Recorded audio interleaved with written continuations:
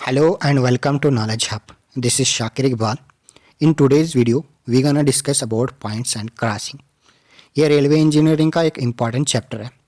जेके SSB, JE civil, BTech और polytechnic exams के लिए आप इसको पढ़ सकते हैं। वीडियो स्टार्ट करने से पहले मैं एक बात आपको बता दूं, these videos are only for revision purposes. ये उतनी ज़्यादा डिटेल्स में वीडियोज़ नहीं है।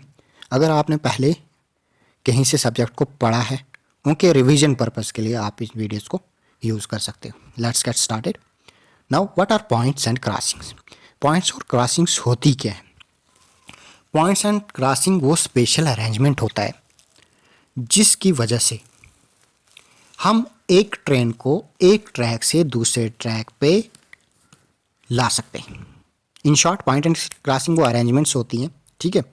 नंबर ऑफ अरेंजमेंट्स हमने किए होते हैं, ठीक है। कुछ इंस्ट्रूमेंट्स का यूज़ किया हुआ है ट्रैक को, ताकि ट्रेन को एक ट्रैक से दूसरे ट्रैक पे हम मूव कर सकें। उसको हम पॉइंट्स एंड क्रॉसिंग बोल सकते हैं।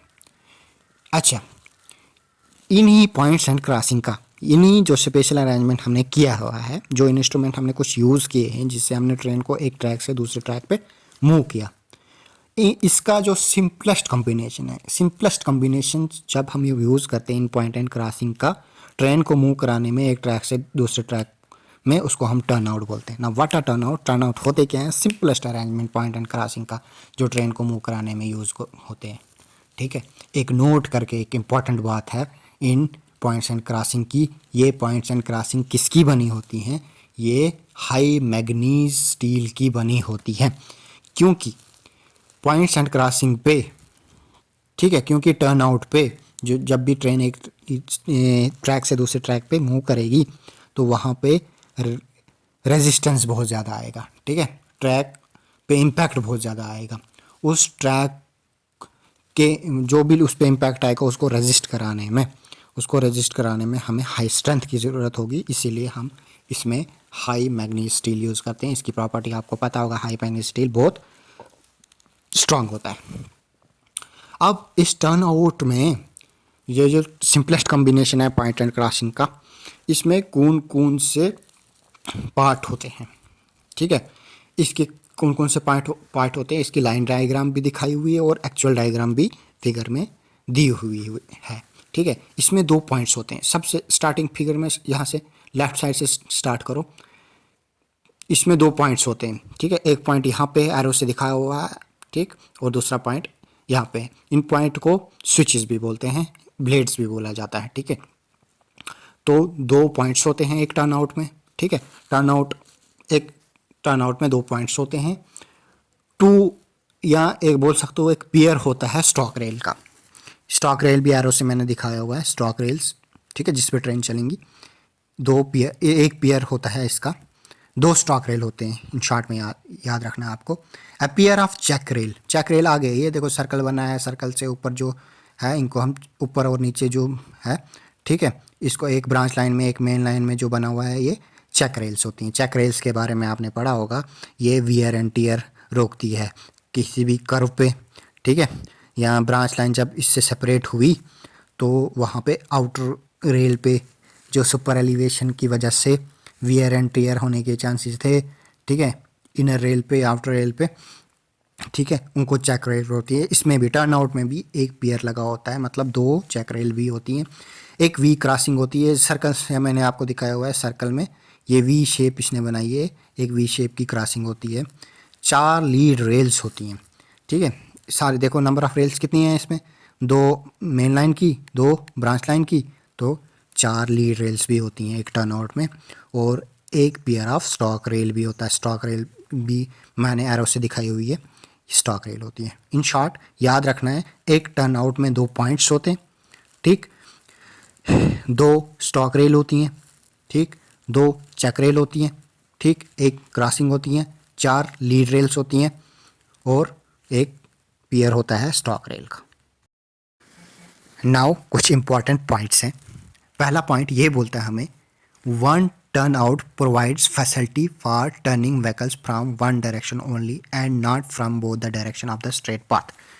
एक जो टर्न आउट होता है, टर्न आउट क्या होता है, कॉम्बिनेशन होता है ना पॉइंट एंड क्रॉसिंग का। एक टर्न आउट, मेरी बात पे ध्यान देना, एक टर्न आउट एक ही डायरेक्शन में ट्रेन को मूव कराता है। अगर एक टर्न आउट हमारा अवेलेबल है तो वो एक ही डायरेक्शन में, अगर दो है तो वो दो डायरेक्शन में हमें ट्रेन को मूव कराने में हेल्प करेगा। टर्न आउट वर्क कैसे करता है? ये कम्बिनेशन होता है पॉइंट एंड क्रॉसिंग। अब ये point and crossing special arrangement हमने तो पढ़ लिया। ये होता क्या है? पॉइंट्स होते क्या है? पॉइंट्स में एक स्टॉक रेल होती है, पेयर ऑफ स्टॉक रेल होती है। स्टॉक रेल क्या होती है? देखो हील डाइवर्जेंस वाली फिगर नीचे बनी हुई है, इसमें आप देखोगे ये स्ट्रेट वाला, ये स्ट्रेट ट्रैक जो जा रहा है इसको हम, ये स्ट्रेट रेल जो जा रही है इसको हम स्ट्रेट स्टॉक रेल बोलते हैं, और ये जो कर्व वाला पोर्शन है इसको हम टंग रेल। दोबारा मैं इस डायग्राम को, लाइन डायग्राम को दिखाने की आपको कोशिश करूंगा। ये आउटर वाले सबसे ऊपर वाला पोर्शन जो है ना, चार ट्रैक है ना, दो स्ट्रेट है, तो नीचे वाला बाद में ये कर्व में कन्वर्ट हो रहे हैं थोड़े। देखो फिगर को अच्छी तरह आप, ये जो स्ट्रेट पोर्शन है ये स्ट्रक्चर के बाद ये कन्वर्ट हो गया ना, और नीचे वाला ये टो वाली रेल जो है बाद में ये आगे जाके कर्व्ड बन गई, ठीक है। ये स्ट्रेट पोर्शन वाला रेल, इसको हम स्टॉक रेल बोलते हैं। टंग रेल कौन सा हुआ? टंग रेल हुई ये जो अंदर वाली, स्ट्रेट के अंदर वाली जो पोर्शन है स्ट्रक्चर के साथ में ऊपर, ये जो कर्व बना है, जिस रेल का कर्व बना है इसको हम टंग रेल बोलते हैं। ये सिमिलरली नीचे देखो टो बना है, टो के साथ में ऊपर ये जो कर्व बना रेल का, इसको हम टंग रेल्स बोलते हैं। पॉइंट्स में क्या आते हैं? अब स्टॉक रेल आती हैं और टंग रेल्स होती हैं, ठीक है। पॉइंट्स में स्टॉक रेल और टंग रेल्स होती हैं। टंग रेल्स क्या होती हैं? टंग रेल्स एक टेपर्ड रेल्स होती हैं। फिगर को दोबारा देखो, टेपर्ड होती है, इसका टो होता है एक साइड पे, ठीक है। तो ऐसे ऐसे आगे जाके उसका हील होता है। टंग रेल का एक टो होता है, एक हील होता है। अब ये टंग रेल इंपॉर्टेंट क्यों है? देखो, अगर स्टॉक रेल, जो स्टॉक है स्ट्रेट रेल, और टंग रेल जो है हमारी, अगर इनके बीच का गैप नहीं होगा, अगर इनके बीच में गैप नहीं होगा तो हमारी जो ट्रेन है वो स्ट्रेट ट्रैक से कर्व ट्रैक की तरह, दो ट्रैक है ना हमारे पास, एक स्ट्रेट ट्रैक है, एक कर्व ट्रैक है।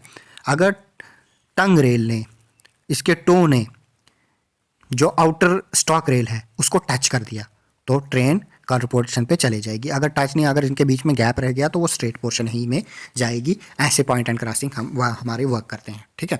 टंग रेल होती है, स्टॉक रेल होती है, अगर इनके बीच में गैप नहीं होगा तो ये कर्व पोर्शन पे चले जाएंगे। अगर टच कर रहे होंगे तो कर्व पोर्शन पे चले जाएंगे, अगर गैप होगा इनके बीच में तो ये जो है ये स्ट्रेट पोर्शन पे ही चलेंगी।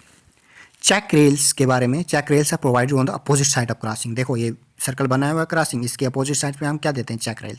चेक रेल का काम होता है गाइड करना, किसको? व्हील को, कर्विट व्हील को गाइड करने का काम है। और जो ये टंग रेल है, ये कर्विड पोर्शन जो है, जिसका टो है, जिसकी हील है, ठीक है, ये स्टॉक रेल जो स्ट्रेट वाली रेल है हमारी, इससे 6 mm हायर रखते हैं हम स्टॉक रेल से। टंग रेल को हमेशा स्टॉक रेल से 6 mm ज़्यादा हाइट पे रखते हैं। Now the most important definitions start from here. ये पूछी जाती हैं एक एक नंबर के ऑब्जेक्टिव टाइप में, आपको ज़रूर पूछेंगे। व्हाट इज़ हील डाइवर्जेंस होती क्या है? देखो फिगर से आपको पता चलेगा। एक स्टॉक रेल जा रही है हमारी नीचे, फिर टंग रेल जा रही है, टंग रेल्स, ठीक है, इसका हील बना हुआ है, इसका टो बना हुआ है। टो कहाँ पे होगा? जहाँ पे ये टच कर रहा है ना स्टॉक रेल को, वहाँ पे इसका टो हुआ, हील हुआ आगे। हील डाइवर्जेंस होता है क्या?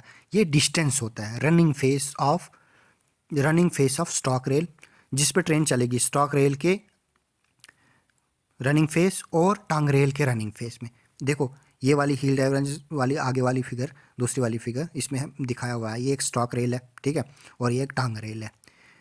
स्टॉक रेल का एंड पोर्शन, ये आई बना हुआ है आई टाइप का, इसका एंड पोर्शन, और टंग रेल का आउटर पोर्शन, इसके बीच में जो डिस्टेंस होता है इसको हम हील डाइवर्जेंस बोलते हैं, ठीक है। इन सिंपल, आपने कन्फ्यूजन होता है यहाँ पे, फ्रेंच वे क्लियरेंस आगे वाला आएगा ना टॉपिक, उसमें और हील डाइवर्जेंस में फ़र्क क्या होता है। हील डाइवर्जेंस में याद रखना running faces of stock rail and tongue rail के बीच में जो डिस्टेंस होता है उसको हम हील डाइवर्जेंस बोलते हैं, ठीक है। ये वाला डिस्टेंस देखो, ये स्टॉक रेल का इनर वाला पोर्शन और टंग रेल का आउटर वाला पोर्शन के बीच में जो डिस्टेंस होता है, ये यहाँ देखो, इसको बोलते हैं हील डाइवर्जेंस।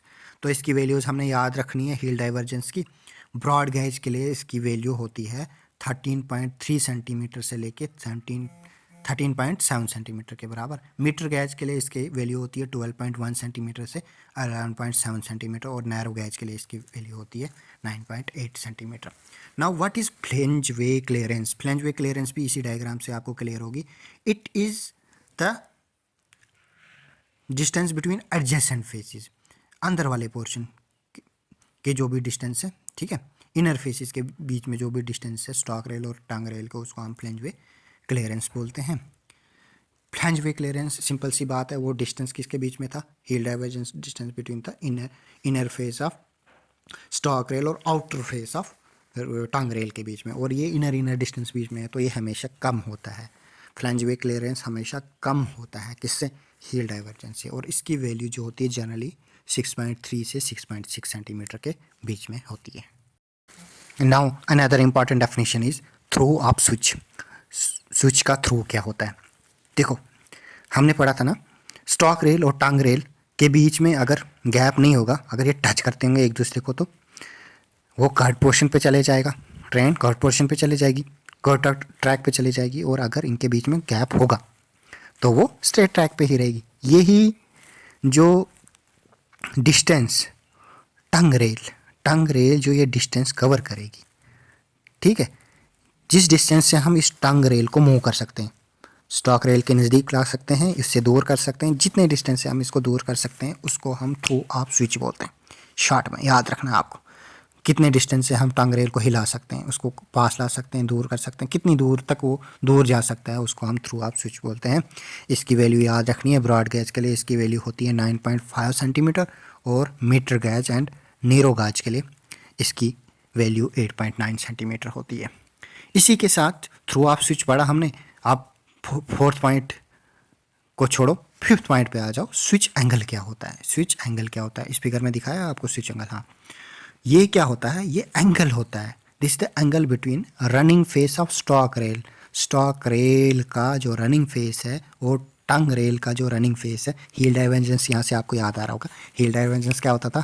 डिस्टेंस होता था ना running face of stock rail और टंग रेल, उसका इनर वाला, उसका आउटर वाला। यही जो देखो यहाँ पे कॉम्बिनेशन बनाया हुआ है स्टॉक रेल और टंग रेल का, इनके रनिंग फेस के बीच में जो एंगल बनेगा उसको स्विच एंगल बोलते हैं। ठीक, अब चौथी डेफिनेशन पे आते हैं हम। What is flange way depth? Flange way depth होता क्या है? फ्लेंज वे डेप्थ क्या होता है? फ्लेंज वे डेप्थ होता है vertical distance between top of rail and it is heel block. देखो, इस टंग रेल और स्टॉक रेल के बीच में हील लगा होता है, ठीक है, जो हील नीचे लगा होता है, ये जो डिस्टेंस होता है वर्टिकल डिस्टेंस, ठीक है, हॉरिजॉन्टल डिस्टेंस नहीं, याद रखना, वर्टिकल डिस्टेंस जो होता है किसके बीच में? एक तो हील के बीच में, हील जहाँ से शुरू है और रेल के टॉप तक, उसको हम फ्लेंज वे डेप्थ बोलते हैं। और last most important point is crossing angles क्या होते हैं? ये एक्यूट एंगल्स होते हैं, ठीक है। ऑब्ट्यूज एंगल, एक्यूट एंगल आपको पता होगा, 90 से कम डिग्री का एंगल जो बनता है उसको एक्यूट एंगल बोलते हैं। ये क्रॉसिंग एंगल क्या होता है? ये एक्यूट एंगल क्रॉसिंग होती है जो बनती है गाजेस के फेसेस भी जो बनाते हैं, एक गाज दूसरे गाज को क्रॉस कर रहा है ना, एक गाज दूसरे गाज को क्रॉस कर रहा है, उनके बीच में जो एंगल बनेगा उसको हम क्रॉसिंग एंगल्स बोलते हैं। इसको बीटा से डिनोट करते हैं, स्विच एंगल को अल्फा से डिनोट करते हैं। इसके आप कुछ मेथड हैं, इसको हम क्रॉसिंग एंगल्स को कैसे निकालते हैं। Now some important method to calculate crossing angles. Crossing angles जो देखा था हमने, दो गाजेस के बीच में जो भी एंगल बनता है उसको कैलकुलेट करने के लिए सबसे पहला मेथड है कोलेज मेथड, या इसको राइट एंगल ट्रायंगल मेथड भी बोलते हैं। देखो यहाँ पे एक राइट एंगल ट्रायंगल बनी हुई है एंड बीटा क्रॉसिंग एंगल हमने यहाँ से कैलकुलेट करना है, तो tan बीटा किसके बराबर होगा? परपेंडिकुलर अपॉन बेस के बराबर। बीटा कैलकुलेट करेंगे तो ये cot इनवर्स n के बराबर आ गया। क्रॉसिंग एंगल ऐसे निकाल सकते हैं आप। और ये n क्या है यहाँ पे? ये क्रॉसिंग नंबर है, बहुत इंपॉर्टेंट है क्रॉसिंग एंगल्स, इस पे क्वेश्चन पूछा जाता है। क्रॉसिंग एंगल्स ये चार होते हैं, 1 in 6, 1 in 8.5, 1 in 12 and 1 in 16। आगे ये टेबल बना है, इसमें कौन सी क्रॉसिंग कहाँ पे यूज़ होती है ये वाला क्वेश्चन भी ऑब्जेक्टिव में पूछा जाता है। तो इनका क्रॉसिंग एंगल्स अगर 1 in 6 होगी तो क्रॉसिंग एंगल की वैल्यू 9 डिग्री 27 मिनट, 1 in 8.5 पे 6 डिग्री 4 मिनट, 1 in 12 में 4 डिग्री 45 मिनट्स और 1 in 16 में 3 डिग्री 34। 1 in 6 वाली क्रॉसिंग कहाँ पे यूज़ होती है? इन सिमेट्रिकल स्प्लिट, जहाँ कोई मेन लाइन स्प्लिट हुई ब्रांच लाइन में, उसका गाजेज और इसका गाज का सेम है, अगर तो सेम स्प्लिट हुई तो वहाँ पे 1 in 6 यूज़ कर सकते हो। 1 in 1/8 यूज़ कर सकते हो आप स्टेशन यार्ड में, जहाँ पे हमें स्पेसिंग लिमिटेड होगी, ठीक है। ऐसे यार्ड्स पे जहाँ पे स्पेस ज़्यादा नहीं है वहाँ पे 1 in 8 यूज़ कर सकते हो। 1 in 12 में आप स्टेशन यार्ड में यूज़ कर सकते हो। मेन लाइन, स्टेशन यार्ड में भी मेन लाइन्स होती है ना, तो वहाँ पे यूज़ कर सकते हो। और हाई स्पीड ट्रेन में बहुत इंपॉर्टेंट है, हाई स्पीड ट्रेन में crossing number of 1 in 16 use कर सकते हो, ठीक है। क्वेश्चन अगर आपको पूछेंगे क्रॉसिंग एंगल निकाल के दो, तो cot inverse and crossing number आप अगर दिया होगा तो क्रॉसिंग एंगल आप इजीली निकाल सकते हो। यहाँ से एक बात हमें पता चली, जितना ज़्यादा क्रॉसिंग एंगल होगा उतनी परमिसिबल स्पीड कम होगी, ठीक है। क्रॉसिंग एंगल जितना बड़ा उतनी परमिसिबल स्पीड कम, वहाँ पे स्पीड ट्रेन की उतनी लिमिट कर दी जाएगी। तो जनरली अगर आप देखोगे परमिसिबल स्पीड जो होती है किलोमीटर पर आवर में, वो 2.4 टाइम्स होती है क्रॉसिंग एंगल के बीच में। फॉर एग्जांपल अगर क्रॉसिंग एंगल 1 in 12 है तो आपकी स्पीड जो परमिसिबल वहाँ पे होगी वो 12 मल्टीप्लाई बाई 2.4 करोगे आप तो 22.8 वो वैल्यू आपकी आ जाएगी। दूसरा मेथड है सेंट्रल लाइन मेथड, नाम से ही पता चलता है। देखो यहाँ पे इस टाइप की ट्रायंगल बनी हुई है, 1/2 तो n इसका ये क्रॉसिंग नंबर है। तो आप 10 बीटा की वैल्यू निकाल सकते हो यहाँ से, 2 cot इनवर्स 2/n। और तीसरा मेथड इसका जो कैलकुलेट करने का है वो है आइसोसेलेस ट्रायंगल मेथड। इसमें भी सेम ही, लेकिन यहाँ बीटा की वैल्यू 2 cosec 2n के बराबर आती है। Design calculation of turn out, अब जो हमने टर्न आउट बनाया, टर्न आउट क्या था? सिंपल अरेंजमेंट था किसका? पॉइंट एंड क्रॉसिंग्स का, ठीक है। पॉइंट्स में कौन कौन से आते थे वो सब हमने अभी तक पढ़ा ना। स्टॉक रेल आती थी, लीड रेल, टंग रेल्स, ठीक है, ये सारी चीज़ें क्रॉसिंग्स में, ठीक है। फिर थ्योरेटिकल नोज ऑफ क्रॉसिंग वगैरह ये सारा। तो देखो यहाँ इस फिगर में देखो एक स्टॉक रेल ऊपर बनी हुई है, फिर नीचे से कर्व्ड पोर्शन में टंग रेल्स हमारी बनी हुई है। जो कर्व्ड लीड होती है, कर्व लीड होती है। कर्व लीड क्या होता है? ये डिस्टेंस होता है किसके बीच में? Distance measured along stock rail between the toe of switch and theoretical nose. देखो यहाँ पे ये टो है स्विच का, ये जहाँ पे स्टॉक रेल है ई पॉइंट के साथ में नीचे, ये टो है किसका? टंग रेल का। और स्टॉक रेल के along theoretical nose of curve तक जो भी डिस्टेंस है उसको हम कर्व्ड लीड बोलते हैं। दूसरा पार्ट है स्विच लीड, ये डिस्टेंस होता है किसके बीच में? Heel of switch, heel of switch. यहाँ पे देखो हील बना है स्विच का, या पॉइंट्स बोल सकते हो, उसका हील से लेके उसके टो तक, इसको हम स्विच लीड बोलते हैं। और लीड क्या हुआ? लीड हुआ it is the difference between curve lead. Curve lead जो था, जो टो ऑफ टंग से थ्योरेटिकल नोज ऑफ क्रॉसिंग तक जो डिस्टेंस था उसका, उसमें से आप ये वाला पोर्शन जो टो और हील का पोर्शन एसएल जो दिखाया हुआ वो निकाल दोगे तो आप लीड फाइंड कर दोगे टर्न आउट की। तो यहाँ पे फिगर में दोबारा नीचे दिखाया हुआ है, इसको कैसे मेजर करते हैं। सिंपली याद रखना है आपको, ये सारी कैलकुलेशन में ना जाते हुए एक बार अगर कैलकुलेशन खुद से देखना चाहोगे तो देख सकते हो। तो यहाँ से पता चला जो कर्व लीड है ना, ये जो सर्कल बना हुआ है ये हमने टर्न आउट बनाया।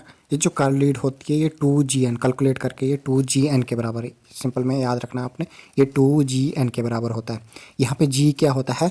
यहाँ पे गाज होता है। G हो गया गाज, जैसे ब्रॉड गैज के लिए हम यूज़ करेंगे 1.676, नैरो गैज के लिए 0.762, ठीक है, मीटर गाज के लिए 1 मीटर। और N क्या होता है? क्रॉसिंग नंबर्स जो हमने अभी पढ़ा था, 1 in 12, 1 in 8.5, ठीक है, 1 in 16, ये सारी जो क्रॉसिंग पड़ी थी उसके बराबर। ये आप इसमें पुट करोगे तो आप ये कर्व लीड फाइंड कर सकते हो। सिमिलरली दूसरा फार्मूला कर्व लीड का, curve lead is equal to √2RG। अब जी तो पता है हमें, गाज होता है, आर होता है रेडियस। और ये रेडियस कैसे फाइंड करते हैं? ये भी कैलकुलेशन करके रेडियस आपका निकलता है 2GN² + G के बराबर। एन समझ आ गया क्रॉसिंग नंबर। जियो के गाज। तो आर इंडियन रेलवे के अकॉर्डिंग ये तो ऐसे यूनिवर्सल फार्मूला है। इस इंडियन रेलवे यूज़ करती है इस फार्मूला को एज 2GN² + 1.5 G के बराबर। तो ये था कर्व लीड के बराबर। स्विच लीड क्या होता है, टो और हील के बीच का डिस्टेंस था ना, वो होता है हमारा √2RD के बराबर। ठीक है,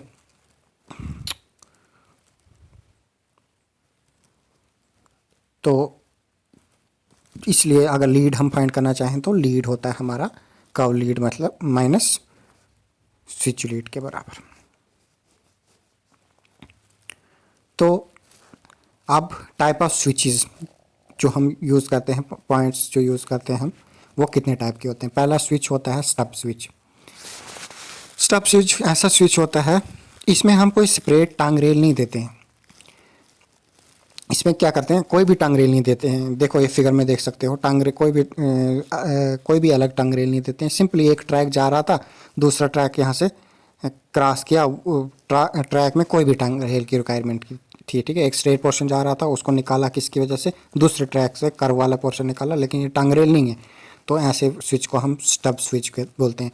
दूसरी स्विच की कैटेगरी है, उसको हम स्प्लिट स्विच बोलते हैं। In this switch tongue rail is combined with it. ठीक है, अब अगर टंग रेल इसके साथ हमने कंबाइन कर दी, यहाँ पे देखो आप, ये आ गई आपकी।